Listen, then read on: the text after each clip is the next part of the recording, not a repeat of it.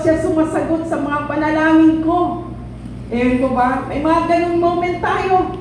Para bang nag-iisa na lang ako. Wala akong kasama. Pinabayaan na lang ako. Pero tandaan po natin ito. Hindi tayo pinabayaan ng Diyos. Pinabayaan niya si Jesus para sa iyo. Para sa akin. Dahil ito ang misyon ng ating Panginoon Jesus. Assurance of salvation. Tunay, katotohanan.